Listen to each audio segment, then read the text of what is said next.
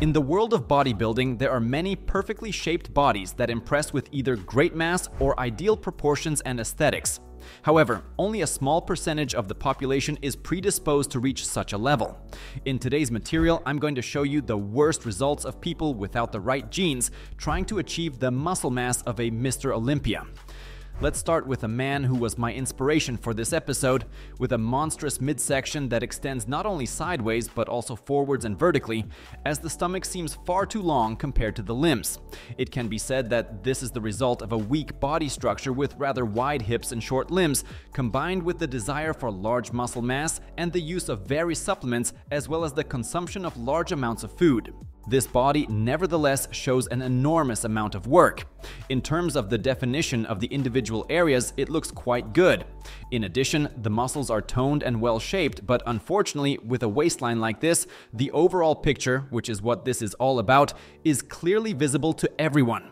Unfortunately, I have not been able to find out who this bodybuilder is and at which competition this photo was taken. If you know who it is, feel free to leave his name in the comments. This is Cesar Mendible and his abs and thighs pose that caught my attention. A truly fatal midsection that not only extends over the sides above the hips, but also shows completely uneven and asymmetrical ankles. The whole thing is accompanied by a very strong white line, which creates a remarkable separation of the abdominal muscles.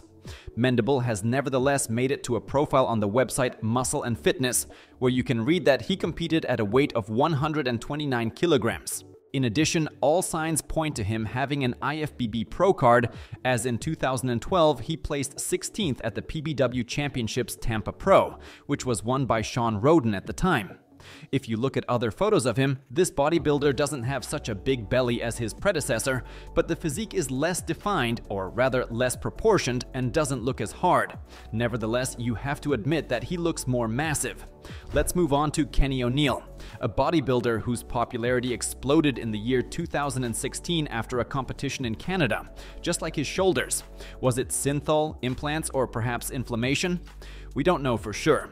Before I present his version of the situation, it's worth mentioning that alongside his failed shoulder muscles, he also presents a tragic midsection that visually diminishes the other muscle areas. Apart from that, his form in general also leaves a lot to be desired, as he looked very spongy on stage. The shoulder muscles are his best and biggest part, offering the most meat to inject various substances into. Unfortunately, the injections caused inflammation that made his shoulders swell, as can be seen in the photos. In the interview he gave for RX Muscle, his self-confidence was remarkable.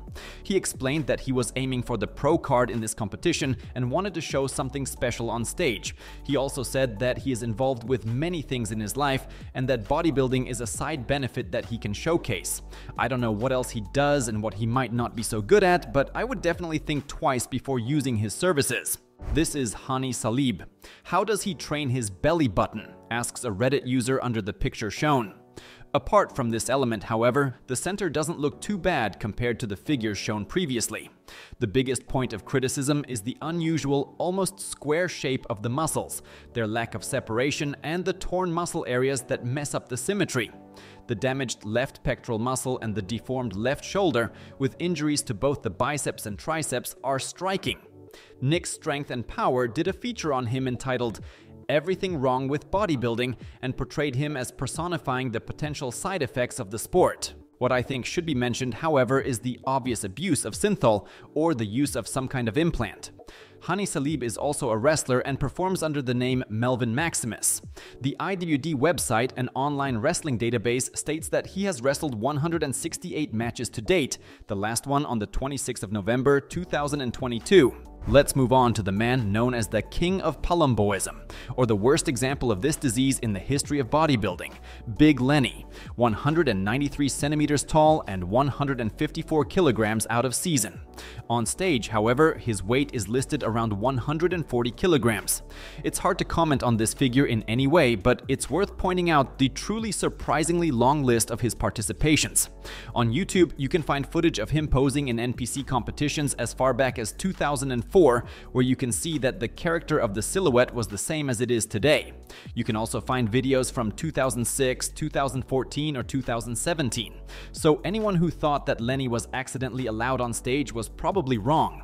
Big Lenny may be called the king of Palumboism, but he is certainly not its, let's say, inventor. Without a doubt, it is Dave Palumbo. In terms of bodybuilding level, you can't deny his great hardness and rugged appearance combined with a prominent muscle mass. However, such a midsection has completely messed up the proportions and overall shape of his physique. This is an example of what a bodybuilder can look like who has done everything to become a world-class athlete, but does not have good genetics. However, he never managed to achieve professional status. He competed from 1990 to 2004 and performed in 27 events during those 14 years. At his first competition in 1990, he weighed 76 kilograms at a height of 175 centimeters. His heaviest weight, on the other hand, was 127 kilograms in 1998. It's easy to calculate that he gained around 51 kilograms of muscle mass in 8 years. Finally, the undoubtedly most successful bodybuilder on this list, who by the way is considered by many to be the strongest bodybuilder of all time. Whether this is rightly seen that way would have to be analyzed in a separate episode. Either way, until his physique got completely out of hand, he could look really good. He combined tremendous mass with good proportions, but unfortunately that changed over time. His form in recent performances looked like the attached picture. Here is his form from the Toronto Pro 2005. He was 38 years old at the time, and apart from his obviously very noticeable Palumboism, his form left a lot to be desired. In the back poses, you could see sagging skin and his lower areas were completely blurred. He looked just as unspectacular at the Arnold Classic. On stage, he weighed 152 kilograms and had legs that were far too narrow in relation to the rest of his body. The aforementioned appearance at the Toronto Pro in 2005 was his last, after which he apparently rightly decided to end his career. Let us know in the comments who you think tops the ranking of the worst silhouettes in bodybuilding.